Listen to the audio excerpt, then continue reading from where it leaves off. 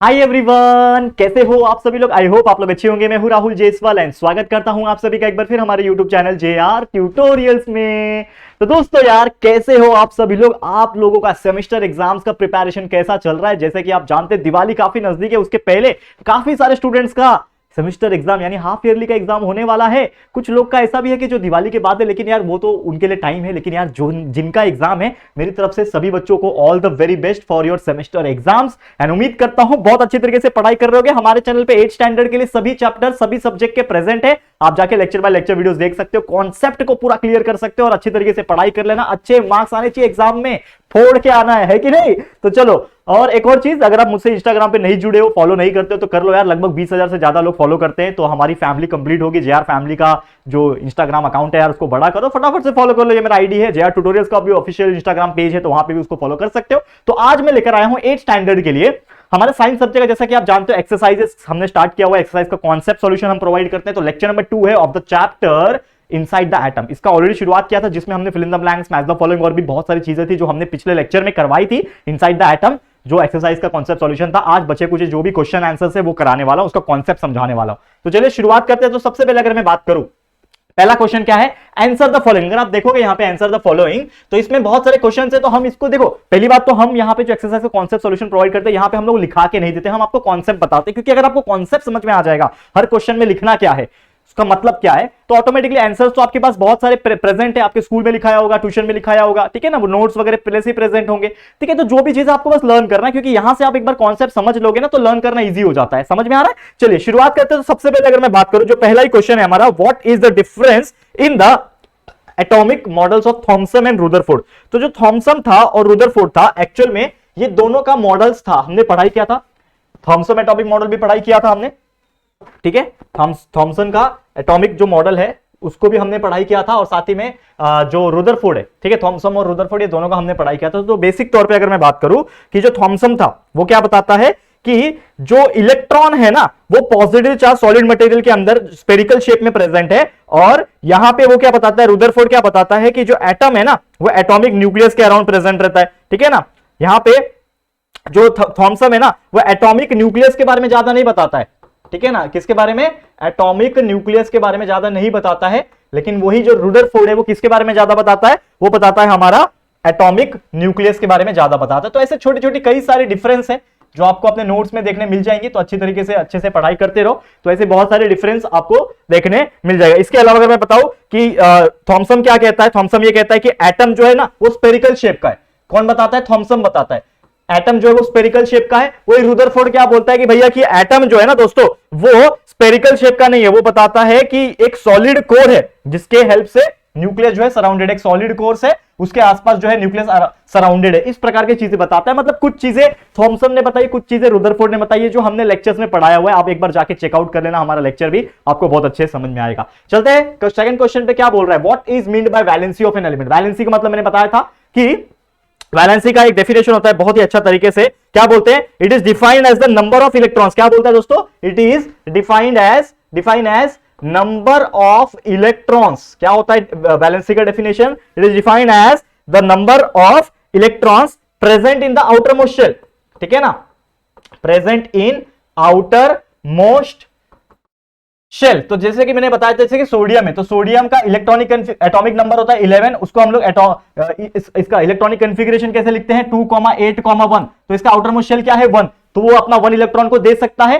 7 लेने से अच्छा वो 1 दे सकता है। तो इधर पे क्या हो जाएगा, वैलेंसी उसका जो हो जाएगा दोस्तों, वो कितना हो जाएगा, 1 हो जाएगा। तो इस प्रकार से पूरा का पूरा मैंने इलेक्ट्रॉनिक कॉन्फ़िगरेशन, उसका एटॉमिक नंबर प्लस उसका वैलेंसी, ये सभी चीज निकालना सिखाया है हमारे लेक्चर वीडियो में। तो इस चैप्टर के लेक्चर में चले जाओ, आपको पूरा समझ में आ जाएगा। समझ में आ गया, ये हो गया, ठीक है। अब तीसरा है, what is meant by atomic mass number. Atomic मास का नंबर मतलब क्या होता है दोस्तों, मैं आपको बताया था कि it is the sum total of number of proton and neutron. मैंने आपको बताया था ये चीज, नंबर ऑफ प्रोटॉन होता है, उसको अगर नंबर ऑफ न्यूट्रॉन से अगर मैं प्लस करूं तो जो वैल्यू मिलेगा वही होता है हमारा एटॉमिक मास, या फिर जिसको बोलते हैं हम लोग मास ऑफ एन एटम। यही होता है। Explain how the atomic number and mass number of carbon and 6 and 12 are respectively. तो हमें ये बताना है कि किस प्रकार से वो चीज आया हुआ है, करेक्ट है कि नहीं। तो देखो ये सभी चीज ना अगर आप देखोगे तो बहुत ज्यादा सिंपल आपको ये लग रहा होगा। ओके, अब देखो सबसे पहली बात क्या बोल रहा है कि एटॉमिक मास नंबर क्या होता है, ये हमने प्रॉपर तरीके से आपको एक्सप्लेन कर दिया है, ठीक है। एटॉमिक मास नंबर जो है हमने प्रॉपर तरीके से एक्सप्लेन कर दिया है, और वही चीज हमें बोल रहा है कि एटॉमिक जो नंबर है किसका, मास नंबर ऑफ कार्बन 6 कैसे है और 12 कैसे है। तो यहां पे मैं आपको बता दूं कि जो एटॉमिक नंबर है कार्बन का वो क्या बोलता है, नंबर ऑफ इलेक्ट्रॉन। तो हमारे कार्बन के अंदर नंबर ऑफ इलेक्ट्रॉन 6 प्रेजेंट है, इसीलिए उसका एटॉमिक नंबर 6 हुआ। लेकिन जो मास नंबर है ना कार्बन का वो 12 कैसे हुआ, क्योंकि उसके अंदर 6 प्रोटॉन प्रेजेंट है और 6 न्यूट्रॉन प्रेजेंट है। तो इन दोनों को प्लस करोगे तो 12 आ जाएगा ऑटोमेटिकली। तो एटॉमिक मास इस प्रकार 12 होता है। ये सभी चीज पढ़ा चुका हूं, आप देखो हमारे लेक्चर्स में, आपको पूरा अच्छी तरीके से समझ में आ जाएगा। चौथा क्वेश्चन क्या बोलता है दोस्तों, ये बोलता है कि व्हाट इज मीन बाय सब एटॉमिक पार्टिकल्स। तो सब एटॉमिक पार्टिकल्स का मतलब क्या होता है कि एक structure and function unit of matter है। ये क्या है, structural and functional unit of matter. क्योंकि जैसे कि आपको ये पता है, क्या बोलते हैं उसको, पार्टिकल्स का मतलब पता है, एटम्स का मतलब पता है। तो एटम्स जो होते हैं ना उसके अंदर भी बहुत सारे पार्टिकल्स होते हैं, उसी को बोलते हैं सब एटॉमिक पार्टिकल्स। ये सब चीज ऑलरेडी पढ़ा चुका हूं, ठीक है ना। तो सब एटॉमिक पार्टिकल्स अगर हम बात करें एटॉमिक थ्योरी के हिसाब से कि जो एटम होता है ना उसके अंदर बहुत सारी चीजें प्रेजेंट होती है। एटम के अंदर उसका न्यूक्लियस भी प्रेजेंट रहता है, उसका कोर प्रेजेंट रहता है, ऐसे कई सारी चीजें प्रेजेंट होती है और उसी को हम लोग क्या बोलते हैं, सब एटॉमिक पार्टिकल्स बोलते हैं। समझ में आ रहा है। तो ये सब चीज आपको एकदम माइंड में अच्छी तरीके से रखनी है ताकि आपको पूरा का पूरा कॉन्सेप्ट क्लियर रहे। एक बार वीडियो भी जाके देख लेना, पूरा कॉन्सेप्ट अच्छे से समझ में आ जाएगा। फिर जितने भी चीजें हैं ये क्वेश्चन के जो प्रॉपर आंसर है जो आपके डाइजेस्ट में होंगे या फिर आपके स्कूल में लिखाए होंगे उसको एक बार लर्न कर लेना। देखो कितना इजी तरीके से लर्न हो जाएगा। विदिन 5 to 10 मिनट्स आप ये चारों के चारों आंसर्स को लर्न कर पाओगे, क्योंकि आपने अभी क्या कर लिया, आपने पूरा इसका मतलब समझ लिया, उसका कॉन्सेप्ट समझ लिया। समझ में आ रहा है, क्लियर है। तो ये हो गया हमारा क्वेश्चन नंबर 1 जो कि था आंसर द फॉलोइंग। अब चलते हैं नेक्स्ट क्वेश्चन की तरफ। तो क्या बोल रहा है, गिव साइंटिफिक रीजन। ये क्या है भाई, गिव साइंटिफिक रीजन मतलब क्या, आपको रीजन बताना है। तो सबसे पहले आप देखोगे क्या बोल रहा है, all the masses of atom. देखो इसको समझो, क्या बोल रहा है साइंटिफिक रीजन में, यहां पे क्लियर कट बोल रहा है क्या, all the mass of an atom is concentrated in the nucleus because क्या होता है, ठीक है ना, concentrated in the nucleus. Nucleus में ही क्यों है, क्योंकि अगर सिंपल सा रीजन अगर मैं बताने की कोशिश करूं कि यहां पे जो सब एटॉमिक पार्टिकल्स होते हैं ना, इलेक्ट्रॉन प्रोटॉन एंड न्यूट्रॉन, वो न्यूक्लियस में तो प्रेजेंट होते हैं, ठीक है। जो मैंने आपको बताया था न्यूक्लियस के अंदर क्या प्रेजेंट है, सब एटॉमिक पार्टिकल्स। कौन से होते हैं सब atomic particles, that is electron, proton और न्यूट्रॉन। ये इतनी सारी चीजें प्रेजेंट है। तो जितना भी मास रहेगा उसका, जितना भी प्रॉपर मास रहेगा वो कहां कॉन्सेंट्रेटेड रहेगा, न्यूक्लियस के अंदर ही कॉन्सेंट्रेटेड रहेगा। करेक्ट है कि नहीं। इसीलिए कि यहां पे जो भी रहता है that is the mass of proton, mass of neutron as well as the mass of electron, it is concentrated on the nucleus. That's why जितने भी चीजें हैं वो न्यूक्लियस के अंदर प्रेजेंट होती है। तो ये हो गया हमारा पहले का answer. Atom is electrically neutral. Atom को इलेक्ट्रिकली न्यूट्रल क्यों कहा जाता है, बिकॉज एटम जो इलेक्ट्रॉन्स एंड प्रोटॉन्स जो होते हैं ना, ठीक है, तो उसके अंदर इक्वल नंबर ऑफ प्रोटॉन्स होते हैं और equal number of electrons present होते हैं, ठीक है। तो एटम के अंदर अगर मैं बात करूं, जो न्यूक्लियस का जो पार्ट होता है इसमें इक्वल प्रोटॉन, ठीक है, equal number of proton plus equal number of electrons present रहते हैं। तो ये हमने एक कॉन्सेप्ट तो पढ़ा है कि अगर समझ लो प्लस 3 प्लस है और 3 माइनस है, तो 3 प्लस और 3 माइनस एक दूसरे को कैंसिल कर लेते हैं। मैथ्स पता है ना हम लोग को। तो प्रोटॉन भी उतना ही है, इलेक्ट्रॉन भी उतना ही है, तो एक दूसरे को कैंसिल कर देंगे तो क्या बन जाएगा दोस्तों, न्यूट्रल बन जाएगा। ये कॉन्सेप्ट भी हमने पढ़ा हुआ है, पूरा समझ में आ रहा है। तो इसीलिए एटम जो होता है इलेक्ट्रिकली न्यूट्रल होता है। Atomic mass number is a whole number. Atomic mass जो नंबर होता है दोस्तों वो होल नंबर क्यों होता है, बिकॉज जो सम ऑफ नंबर्स होता है ना प्रोटॉन का और नंबर ऑफ न्यूट्रॉन्स होते हैं ना, वो क्या होता है, इट इज हमेशा किसके फॉर्म में प्रेजेंट होते हैं, इंटीजर्स के फॉर्म में प्रेजेंट होते हैं, ठीक है। हमेशा किसके फॉर्म में प्रेजेंट होते हैं, जो होल नंबर रहता है इसके लिए, क्योंकि जो हम लोग number of protons and number of neutrons को अगर मैं प्लस करूं, देखो नंबर ऑफ प्रोटॉन्स को P और नंबर ऑफ न्यूट्रॉन्स को, अगर इन दोनों को अगर मैं प्लस करूं, यहां पे अगर मैं बात करूं तो इन दोनों का जो एडिशन आता है it is nothing but the whole number आता है, जो कि इंटीजर्स के फॉर्म में आता है। करेक्ट है। तो इसीलिए जितने भी एटॉमिक मास नंबर होते हैं वो होल नंबर में ही होते हैं। आप कितना भी देख लो 24, 25, 14 जो भी है ये सब होल नंबर में ही होते हैं और मे बी इंटीजर्स के फॉर्म में आते हैं, ठीक है। Atoms are stable through negatively charge electron और रिवॉल्विंग विदाउट इट, ठीक है। तो यहां पे क्या बोलता है कि एटम जो है ना, जो नेगेटिवली चार्ज इलेक्ट्रॉन रिवॉल्व होते हैं बिकॉज हर एटम के अंदर इक्वल नंबर ऑफ प्रोटॉन्स और इलेक्ट्रॉन्स प्रेजेंट रहते हैं। क्या होता है, हर इसके अंदर इक्वल प्रोटॉन्स एंड न्यूट्रॉन्स, उसके अंदर क्या होते हैं दोस्तों, सॉरी न्यूट्रॉन्स नहीं, इलेक्ट्रॉन्स, माफ करना,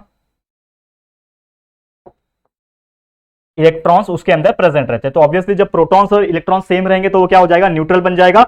जिसके हेल्प से क्या होता है कि जो नेगेटिवली चार्ज इलेक्ट्रॉन्स है ना वो बैलेंस किया जाता है पॉजिटिव चार्ज प्रोटॉन के हिसाब से, और इसीलिए जो एटम्स होते हैं वो स्टेबल होते हैं और वो नॉर्मली उसके इलेक्ट्रॉन जो होते हैं वो उसके अकॉर्डिंगली क्या होते हैं, रिवॉल्व होते रहते हैं। करेक्ट है, समझ में आ गया? तो उम्मीद करता हूं कि ये चीज भी आपको क्लियर हो गया होगा। तो ये थे कुछ गिव रीजंस जिसके मैंने कॉन्सेप्ट आपको समझा दिए, किस प्रकार आपको लर्न करना है। अच्छे से जाइए, आंसर्स को लीजिए और फटाफट से याद करना शुरू कर दिए। सेमेस्टर एग्जाम बहुत नजदीक है दोस्तों, फटाफट से लर्न कर लेना। अब देखो आखिरी क्वेश्चन है, डिफाइन द फॉलोइंग। अब देखो डिफाइन जो है ना ये बहुत ज्यादा सिंपल होता है। डिफाइन की अगर मैं बात करूं ये भी बहुत ज्यादा सिंपल होता है दोस्तों। इसमें बहुत सारे क्वेश्चन है जैसे कि एटम है, आइसोटोप है, atomic number, atomic mass number और मॉडरेटर। ये सभी चीज क्या होते हैं इसको हम लोग बारी बारी से डिस्कस करेंगे कि ये सब चीजें जो है वो क्या होता है। ठीक है, चलो फटाफट से। तो सबसे पहला एटम। एटम को अगर मैं बोलूं, atom is defined as the smallest individual structure. जैसे हम लोग को पता है एटम का मतलब क्या है, एटम का मतलब क्या है, स्मॉलेस्ट, टाइनी या फिर बोल सकते हो इंडिविजिबल, ठीक है ना, और डिवाइड नहीं हो सकता, स्ट्रक्चर ऑफ एटम। सबसे छोटा हिस्सा, कोई भी डिवाइड नहीं कर सकता उसको, ये हिस्से को हम लोग क्या बोलते हैं, एटम बोलते हैं। ठीक है, कितना बार हम लोग ने इसका डेफिनेशन पढ़ा हुआ है। Next isotope. आइसोटोप का मतलब क्या होता है, एलिमेंट्स के अंदर सेम एटॉमिक नंबर अगर है बट डिफरेंट मास नंबर है तो उसको हम लोग क्या बोलते हैं, आइसोटोप। एग्जाम्पल हमने पढ़ा था कार्बन का, कार्बन 12, कार्बन 13, कार्बन 14, ये सभी कार्बन के ही है लेकिन ये अलग अलग है, ये आइसोटोप से एक दूसरे के, ये सब पढ़ चुके हम लोग। एटॉमिक नंबर क्या होता है, that is number of electrons. Number of electrons जितने भी प्रेजेंट है किसी भी एलिमेंट के अंदर, किसी भी एटम के अंदर, that is nothing but the atomic number. Correct है ना, एटॉमिक नंबर होता है। एटॉमिक मास नंबर मतलब क्या होता है, अभी हमने डिस्कस किया, सम ऑफ प्रोटॉन्स प्लस न्यूट्रॉन्स। जितने भी नंबर ऑफ प्रोटॉन्स प्रेजेंट है किसी भी एटम के अंदर, उनको प्लस कर दिया जाए तो क्या बनता है, एटॉमिक मास नंबर, यानी कि एटॉमिक मास बनता है। और लास्ट में है moderator in the nuclear reactor. तो moderator in the nuclear reactor क्या होता है, ये एक ऐसा सब्सटेंस है जो स्लो डाउन करता है, एक ऐसा सब्सटेंस है जो स्लो डाउन करता है the speed of reaction, slow down करता है speed of neutrons in A reaction. देखो ध्यान से, स्पीड ऑफ न्यूट्रॉन्स, क्योंकि क्या होता है जब भी एटॉमिक बॉम्ब या फिर एटॉमिक बम्बार्डमेंट किया जाता है तो ये जो न्यूक्लियर रिएक्टर जब हो रहा होता है तो न्यूक्लियर रिएक्टर में जो न्यूट्रॉन्स है वो बहुत ज्यादा तेजी से आगे ना बढ़े, उसको स्लो डाउन करने के लिए यहां पे क्या डाला जाता है, मॉडरेटर जो है उसको डाला जाता है। ठीक है ना, ये चीज आपको ध्यान में रखना। It is substance that slow down the speed of neutron के स्पीड को स्लो डाउन करने के लिए इसका इस्तेमाल किया जाता है। ठीक है, तो ये हो गया हमारा क्वेश्चन नंबर 3 कंप्लीट। इसके कॉन्सेप्ट को भी मैंने समझा दिया, इसको अच्छी तरीके से जाके लर्न कर लेना। ठीक है, समझ में आ गया?